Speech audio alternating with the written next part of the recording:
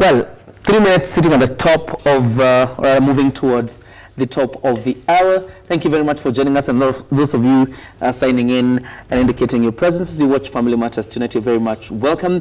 This is the first Sunday of the month of March, and as you know, as it is a ritual now, every first Sunday of the month, we always have Pastor Danson on board to talk about families, to talk about relationships, because it appears like that's where the devil has pitched a tent. So, Pastor Danson, yes, thank you very much for joining us. Yeah, I'm happy to be around today. Yes. Yeah, and to deal with a very difficult subject matter. Absolutely. On matters to do with standards. Yes. Yeah, because most of the time when you talk to people who are single, nowadays, especially within the church perimeters, you will hear things like, I'm waiting on God, I have not found somebody who is on my standard, and things like that. And I personally think we need to discuss about them. Yeah, absolutely. Yeah. Hold that thought. So that tonight, good news for everybody who's watching tonight. Not everybody really, 2 people. Because we will be giving out 2 complimentary tickets to attend a session with Pastor Danson. Some of those meetings he has at Clarion Hotel. So we're giving 2 complimentary tickets to people who will answer this question correctly. Apart from using this Family Matters tag on this program, there's something else we use. It is called love dash dash dash. Love dash dash dash. Once you feel that dash dash dash, send the SMS on 22162. Tell us who you are, and of course we'll be able to see your mobile number, but it's love dash dash dash. Apart from using the title Family Matters, we also use the tag love that way. Then send the text. We shall be giving this complimentary tickets as we wind up the program. We have about 32 minutes to do so. Let's get in touch with Pastor Danson and the program. Thank you very much again for joining us. So let's start off. Of course, you've set the pace for the conversation tonight. Yes. But then again, even before we get to the standards, is there anything like being single nowadays? Are people single? Yeah, it depends. There are people who are single in a singular way, and there are people who are single in a plural way. That is, if you're single in a singular way, you're single and unattached. Yeah, then there are people who are single in a plural way. It means that you're either single in a relationship, or you are single and you have other burdens that you might bring into a relationship. But the people are single. The only thing is, I don't know whether people still find marriage very attractive. And there is a reason, and that's one of the major call, I think, for my ministry, is to restore back the honor of the marital institution.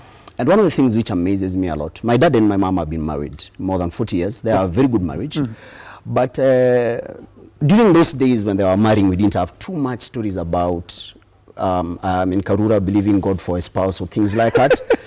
And now we are having it a lot, and I can tell you, there are people are going as far as Catoloni. Yes, and I'm not making a jest of prayer. It is important for you to pray, but it is important for you to understand that marriage is not a function of prayer. It is a function of knowledge, because what you get by faith, you cannot sustain with ignorance. So even if God answers your prayers where marriage is concerned, you need to be prepared enough for you to be able to handle a man and to handle a woman. And some of those things, you can't just learn them out of praying in tongues. You have to sit down under somebody who is older, more mature, who is going to mentor you. Marriage is just as simple as how are you raised up. It's just as simple as that. You have a mentor to be able to help you through the process. Because this issue, if you can get a mentor by their own relationships, you don't even need to fast and pray. Yeah. You don't even need to fast. No. Marriage is a functionality of knowledge. What do you know? I'm here because I know matters to do with relationships. Most of the time, the people that you relate with are a proof of your wisdom or the proof of your ignorance. So if you're able to improve what you know, you'll be able to improve your circles. And what people need to do is to make marriage a priority. Don't allow yourself to be in relationship by chance, by accident, just because you are somewhere out and then somebody hit on you. You have not been hit on for a long period of time, so you think God is answering prayer. You need to have a way of checking through where the person is an answer to prayer or a disaster waiting to happen. All right. Yes. Let's get to the standards that make people single. Yes. I think that's a very interesting line. The first standard is, people need to understand that there are 2 standards in life. The first standard is a standard of wisdom. The other standard is a standard of money. Ecclesiastes 7:12, it says, wisdom is a defense and money is a defense. And the excellency of knowledge is that wisdom gives life to the one who has it. There are very many people who have married purely based on money factors, and they have a lifestyle of marriage that has no life in it. When you hear people saying, I would rather cry in a Mercedes-Benz than laugh on a wheelbarrow, they have never talked to somebody who cries in a Mercedes-Benz. Yeah. Yes. And then you see sometimes people invest a lot more on their wedding day than they actually invest on matters to do with relationships. So people are more ready for the D-Day, but after that, they are just amateurs who are about to and then they wonder what is happening because they have very little knowledge. It is possible for you to have a very expensive wedding that turns out to be a very cheap marriage. It is actually very common.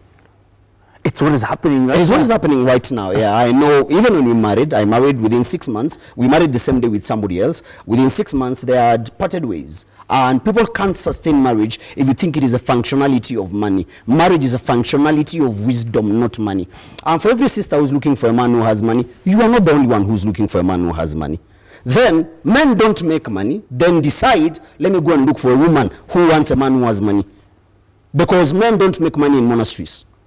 Men make money where people are, so most often than not they will have a relationship with particular people within those particular circles. My boss always says money attracts lazy girls. Yes, money attracts lazy girls. Yes, and also a woman needs to understand, don't relinquish your power to make money into the hands of somebody else. You have the capacity to be rich, so go and labor and work. Even for these boys who have sugar mummies, you know, stop being an embarrassment to masculinity. Labor, there is dignity in work. So the first standard that needs to be there is stop chasing people who have money, because some of these people, what they do is they have everything. I have a car, I have a house, I have everything in my house. Now what is missing? They say a woman is missing. Let me ask you, look for, you know, don't look for a man who has money. Look for perhaps a person who has potential or can work. But the major point of departure between the modern girl and the modern man, the feeling is that the modern man doesn't know how to look for money, doesn't know how to treat a woman, and therefore a lady goes where they're given attention and they're given money. Because the modern man cannot give attention, neither can they give money. No, you know, that there is a kind of attention that is a byproduct of soap operas. It's not in reality. For example, I'm just going to say it as it is. You know, for example, if somebody wants to have a relationship with a man who can take care of a few responsibilities financially, that man needs to be absent from the relationship structure and go and work. So unless you join him in terms of working together, that man needs time to be away. You can't want a person who is present and rich. If you want somebody who's rich, they will be absent, but you need to understand that is how it is. Marriage cannot be built in the bed. All right. Yeah, you need to be busy doing something else.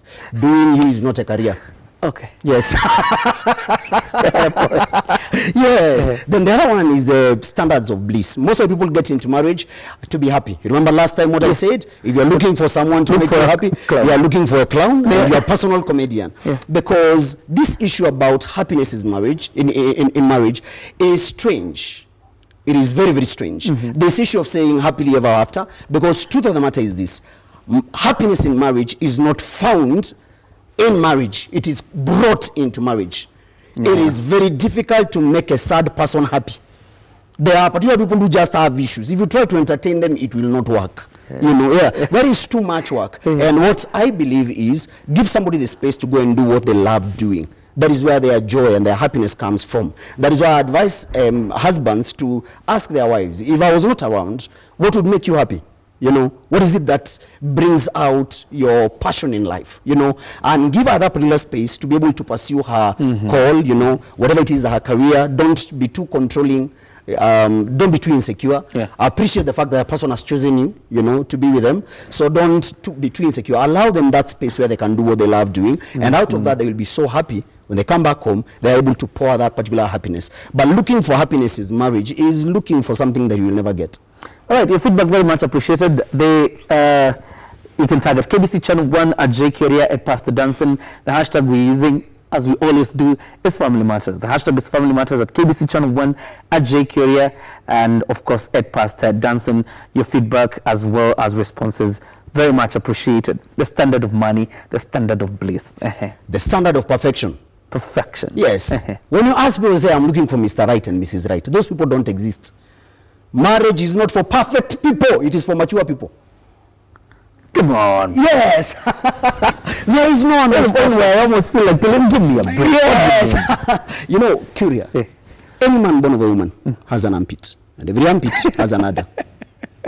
Is it true? That is why we use deodorant to cover it up. If you study biology, you will discover that small boy like my son doesn't sweat on the armpits. Yeah, it is only perspiration begins at the point of maturity. So once we mature to a place where we have our weaknesses and our strengths.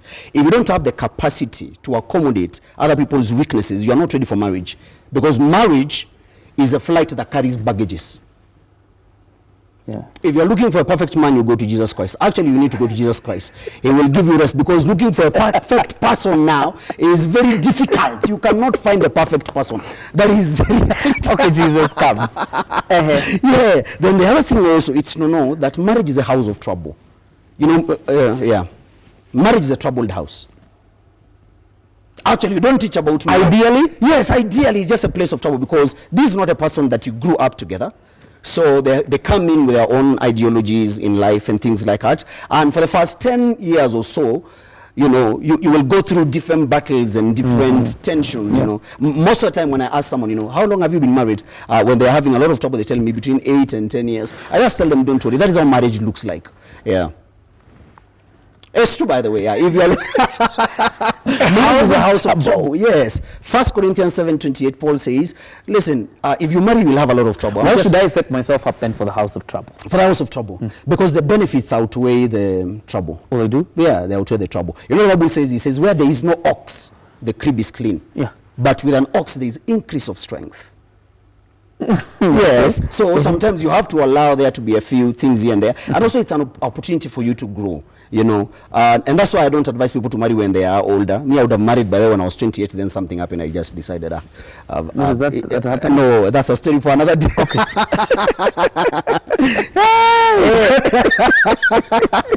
Yes. The standard of perfection. The standard of perfection. Stop looking for people who are perfect. People are not perfect.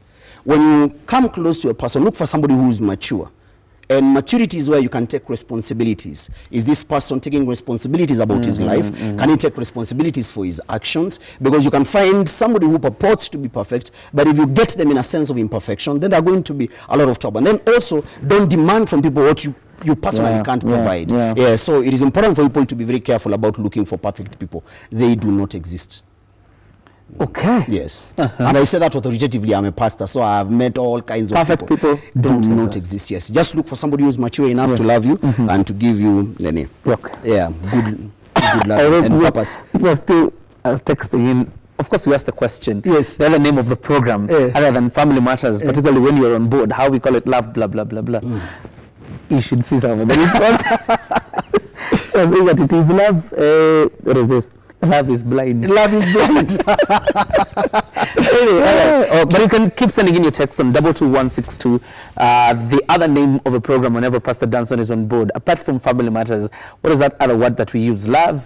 Something. And then send it on 22162. We'll be happy to issue that complimentary ticket to you. 2 people, for that matter. That is the standard of perfection. We're done with the standard of perfection. Yes, the other one is contribution versus expectations. Our generation is so romanticized to a place where when they come into relationship, they come in with demands, you know. They have not contributed anything. They want to suck all energy from you. So most of them come in and they want, you know, do this for me, take me here, those kind of things. They're important, but they are icing. They are not the real marriage. A real marriage is that you can be able to bring in some profit to it. So sometimes when somebody says, you know, me, I've not found somebody who's good enough for me. So I say, who can love me? What are you going to provide? What are they going to get? Because most of the time when somebody approaches you, they're not just going, you know, they're not going to rescue you from singlehood. They want to know what is your profitability. And that is why I say align your relationships and on terms of purpose. Be in love with somebody who the two of you can do the business of life together. There's a high premium placed on love, right? Yeah. Very high premium. That is, but it's good. It's good. Yeah. Okay. You have to get somebody that you can do your purpose with. It is far much more important. You know, I see couple who don't even talk. Like they only talk about school fees and things like that because they are not doing something together. It is very difficult for me to go quiet on my wife. Actually, I've never gone quiet. My wife talks a lot and I enjoy that. We've never gone quiet. But because we are doing church together, we are doing relationship conferences together, people will call, she'll receive the phone, you know, ask advice. What do I, you know, so we have a lot of things to talk about. Yeah, she does sometimes. Sometimes, yes. Oh. And she has a beautiful voice. So if you hear beautiful, you just say, this is dancing. That's not even the problem. Oh, my phone. Yes, my wife actually uses my phone more than I do. So if you send something crazy there, be careful. It's part of my accountability because JJ, you are a media personality. Me, I'm a pastor. You know, people might look for screenshots to bring me down. You know, I understand. You know, this is especially now that I'm on TV. I'm scared. I'm telling you. Yes, somebody say, you know, this pastor is just confused. No, I don't want that. So for me to be safe, I try to make sure my wife handles my phone a lot, my private and both the other one. So that way I don't allow someone to. You know, even if you are a master deleter, you know how to delete. You know. Yeah, something like this. Kuna zile zita hata wacha kusahau. Kuna kitu itatumwa at the wrong time. Yeah, so for me to keep my sanity, yes, I just allow my wife to handle my phone. Yes, it's part of accountability, and that way she feels safe. Okay. Yes. Well, my yeah, then I think we need to pitch it on Sunday. Yeah, we shall talk about this. Then the other thing also is about purpose and pleasure. Nowadays, people are just chasing for an emotional high. Emotional high. Yeah. There are particular relationships that can't survive beyond a sexual climax. What? Slow down. Okay. Breathe in. Here's the truth. There's a story of a young man called Amnon. Yeah. Amnon was so in love with this particular girl to a point where he almost, you know, he was sick. He was getting thin. Is it Tamar? Yeah, Tamar. Yes. Yeah, he actually half sister. And the Bible says that the man became so thin. The man was so in love that he was almost in a state of depression. Then the best friend comes in, a cousin, and he tells him, you know, you don't need to continue being like this. You are the king's son. Why don't you call her and do this? And let me tell you, the Bible says that once the man slept with the girl, he says from that point, he hated the girl more than he loved her. Because there are particular people who their relationship can't go beyond climax. And that is how it is. If you talk to most of the women are either hurt by a man's anger or by a man's sexuality. That is where the problems are. So a woman needs to understand, you might be good for bedding, but are you good for life? And you need to know whether a man is following you because of the bed or because the person wants you for life. And it's very, very easy. What does a man talk a lot about? My friend, listen carefully to the man. Yes. Whether he's living with a bed. Oh, yeah. And it's very, very easy. Yeah. What does the man say a lot about you? If the man talks about your hips, if the man talks about your legs, if the man talks about your body, the most that he wants is your body. Nothing more, nothing less. And I'm a man and I'm telling you the honest truth. Yeah. Pursuit is no proof of love. I think this is the third time I'm saying it on the show, but let me say it. A cheetah does not get to 100 kilometers per hour in 3 seconds chasing after a gazelle because the gazelle is a helpmate. It's because the gazelle is good meat. And sometimes there are men who sweat chasing you with SMSs. Yes, and they can't do anything with your life beyond sleeping with you. And you know, and those kind of people, we'll talk about sex next time when I come. I'm very committed to that topic, by the way. That's where the mess is. So find a person. And I say this to young people, find somebody who you can talk to a lot more than just you can sleep with. Ignore the pleasure. Yeah, ignore the pleasure, because the pleasure will come. At the age of 60, sex will still be as sweet as the age of 16. It does not lose taste. So the issue here is focus on the major. And the major things is this: get somebody who you can have a conversation with. A person you can talk to all night long is better than a person you can sleep with all night long, says Pastor Danso. Quote Pastor Danso. Yes. Yeah. And the person you can talk to the entire night is better than the person you can have the entire night, yes. Because real relationships and the hearts are transacted through words. Real relationships are constructed through conversation, not copulation. Construction vis-a-vis copulation. So it's important for you to find somebody that you can talk to for a long period of time. If that person bores you, if you hang around a person who every time they're saying otherwise, run for your life. Marriage is going to be anytime you're talking is otherwise. But you realize in Kikuyu those are greetings. They are greetings, sir. Okay. You can't say that. Should we check a statement? If anybody asks you otherwise, so you say I didn't know. That is, Go ahead. Then now, I've dealt with the relationship standards. I want to deal with personal standards. The first standard is this: you're created in the image and likeness of God.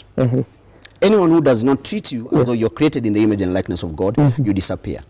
You are a human being, you have human value, just by the fact that you're a human being, you know. And don't allow people who don't see you in your human nature to want to partner with you in terms of having a long-term relationship. It's going to destroy you. Yeah. And if somebody doesn't like how you look, let them get somebody who looks the way they like. Yeah. Don't bleach for someone. Don't lose weight for someone. Just if the person doesn't. Yeah, I'm serious by the way. If you're going to lose weight because of it's healthy. Not because if now let's say for example you're losing weight because of this boyfriend, then the boyfriend leaves and then the other one who comes wants to do it for your own self. Those are the kind of things that you do for your own health. Yes, it's not something that you do for every other person, because if you change relationships and you're trying every time, you know, to do everything that the boyfriends are saying, before long you will have no personality. You will have, you'll be too fluid, and then you won't know yourself. And once you don't know yourself, you're going to get into a place where you're in trouble. Yes. Why? Let me tell you, the eye-opening stuff I'm hearing today. Okay. It's serious. Very serious. And you know,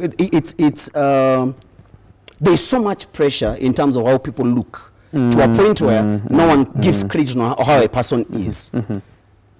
And it's possible for somebody to look good, but they're not good. Look good, but they're not good. Yeah, and looks don't keep relationships. They are the most perishable things in a relationship. When people marry, they don't marry the body, they marry the heart. And I can tell you this, I'm married. There's a point in your life where no matter those things that give you fever, after a while they will look like an elbow. So you need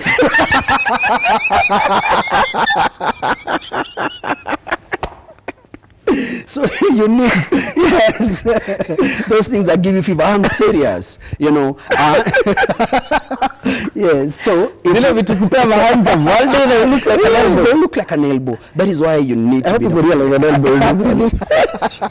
So it is important for you not just, you know, looks might be very attractive, but marriage is about hearts. It's not about looks. And I'm not saying that because you're going to be shortchanged.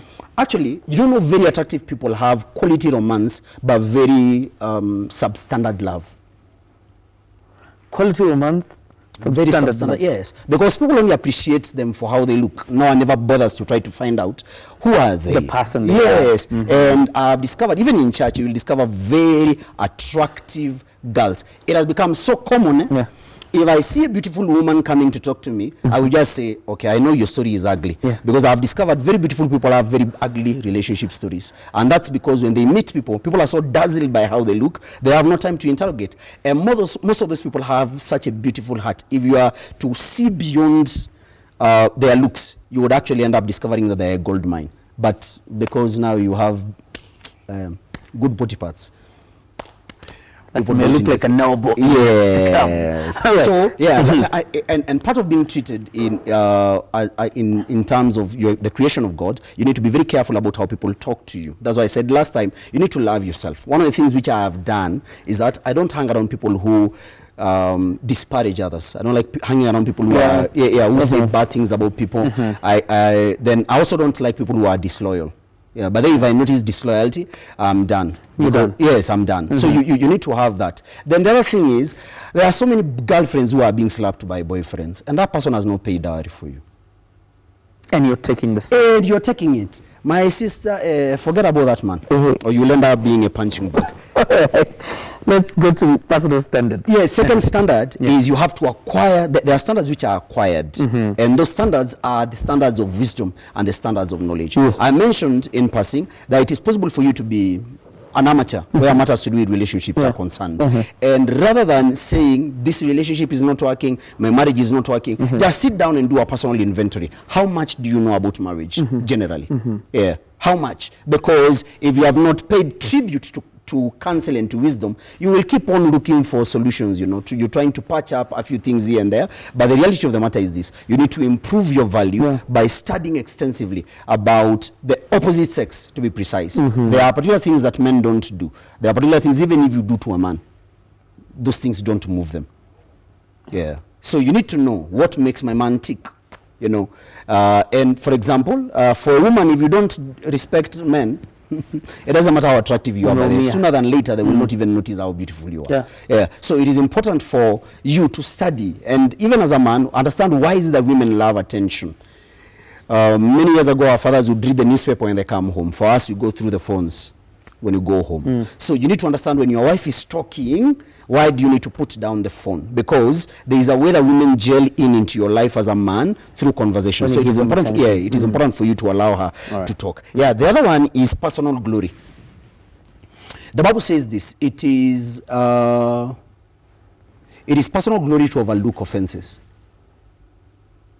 There are people, if you offend them, you would rather offend God than offend them. Yeah. They hold a grudge, then they become historical and hysterical at the same time. So they will tell you when you did it, how you did it, the time, the hour, what you're wearing, you know, and they are so good at holding grudges. Listen, if you want to be in a relationship, be very good at forgiving.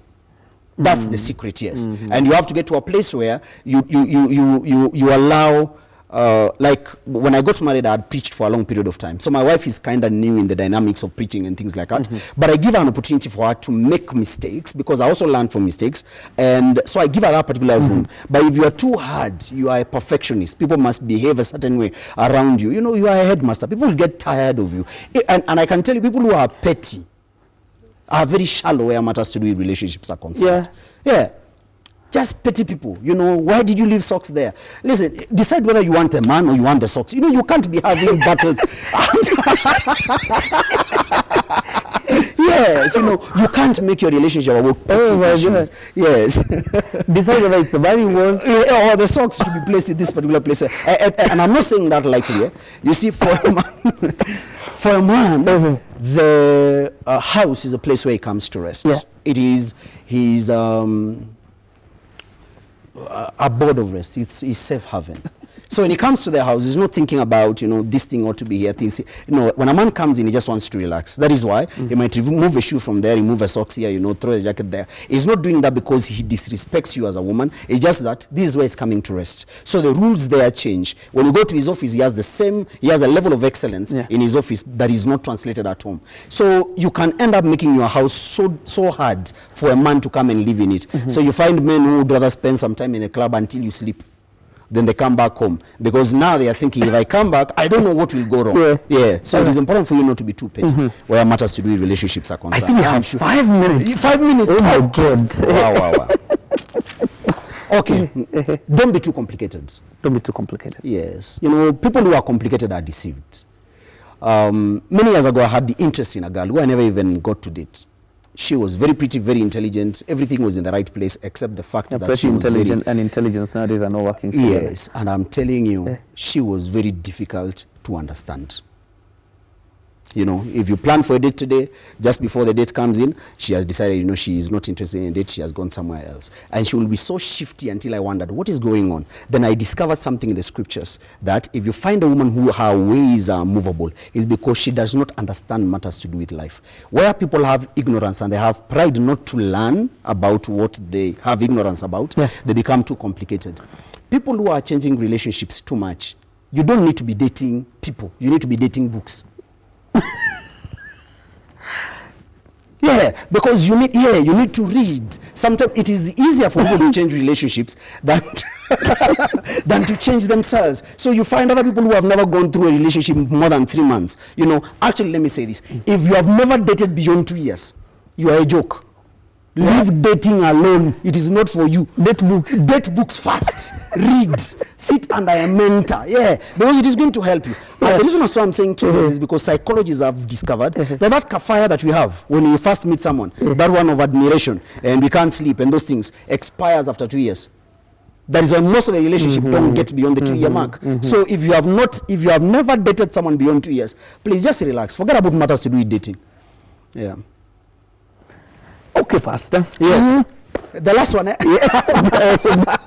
I thought you had 5 minutes. We had 5 minutes. Go ahead. For a woman, any standards that you have that are very disrespectful to men, those standards are not, they are substandards. Men don't stay in a place where they are disrespected. As simple as that. The other thing is this: learn to cover men. Don't bring out your story and don't tell people about your man. Your man is not a chama discussion. Once a man discovers that anything that he tells you or anything that he does is broadcasted, that particular man will end up being very uncomfortable being around you. Then the other thing is this. This is why you find that sometimes it is the best friend of the woman who's cheating with the man. Because you have already given that particular woman a Makenya on your man. So the woman knows exactly where to go, what to say, what to touch. And then you wonder, why is it that my best friend is taking this man away from me? Shut up. That is how you keep your relationship. Unless, of course, he's beating you up. If he's beating you up, then you broadcast it. The other thing for a man now, it is important. If you are a man and you cannot confront a woman when she is wrong, let me give you a fact. You will not keep her when she is right. If you can't tell her you're wrong? Yeah, if you can't confront her when she's wrong, then you cannot keep her when she's right. Because you're a protege now. Yeah, because some men are so besotted by a woman's beauty that no matter what a woman does, the man cannot say, hey, by the way, you know me, I think on this issue, you are not right. One of the ways that you prove your masculinity is that you are able actually to call a woman, to put her on check when she is wrong. Yeah, but it's condemn her with love. And they appreciate it. Nowadays, women are tired of these spaghetti boys who will not say anything. Most of the women who are watching us will like their men like coffee, black and strong. So, yes, so be strong, be authoritative, don't lose your masculinity. Yes, you know, it's very, very wrong when a man doesn't have authority in his house. It's wrong. If you're married and you are beseeching your wife for sex, you are a joke. Let me continue. The last one, I promise you, this is the last one. Yes. A woman that you cannot improve, you do not deserve. If you cannot improve her, you don't deserve her. Yes. This issue about controlling women and saying, you know, trying to put her in a box, the duty of a man is to discover what is the call of my wife and allow her, teach her how to support you by supporting her.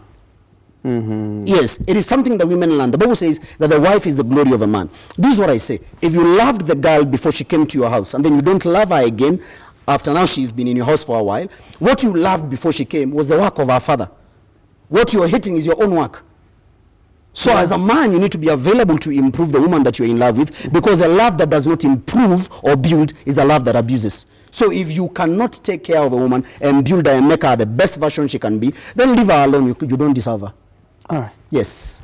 Standards. It has been this tough one. Standard. And most importantly, again, ensure that you set your standards right. That is the bottom line. But at this point, I think it's time for us to give out the complimentary tickets. When is the meeting? The meeting is this coming Saturday at Clarion from 3 to 7. The charges are 1,000 per person. Just go to Pastor Danson, either on Instagram, Twitter, or Facebook. You'll be able to see we are advertising the meeting. And please don't miss. We are talking about Sex Drive, part 2. Part 1 was so hot, people decided they wanted part 2. So you come. The answers I have got today of a question we asked. Actually, only one person from the over 40 messages I have that has gotten it right. Wow. Only one person. The other name is Love Uncomplicated. Simple. Yes. Love Uncomplicated. People here telling me love knows no bounds. Love segment. Love doesn't ask why. Love is a functionality of wisdom. Love is kind. Love is blind. All these things. The other name for this segment is actually Love Uncomplicated. So what we're going to do, I think we can also choose somebody who tried some of this. A guy from Mudaya who has sent messages one after the other. Trying to get the name of the segment. For effort. We can give the complimentary for effort. And also give the person who has sent in the right text. So obviously we're going to get back to you in about 20 minutes or so that we can allocate you the complimentary ticket to attend that particular conference that is happening this Saturday, right? Yes. From 3 p.m. to 7 p.m. And it will be talking about the favorite subject, that 3-letter word that people love so much but have no knowledge about. S-E-X. Parting shot. That beauty that you so much admire one day could be or will be or will look like an elbow. Good night. God bless you. My name is John Jacob Kioria. And we have Pastor Danson. God bless you. Have yourself a good night.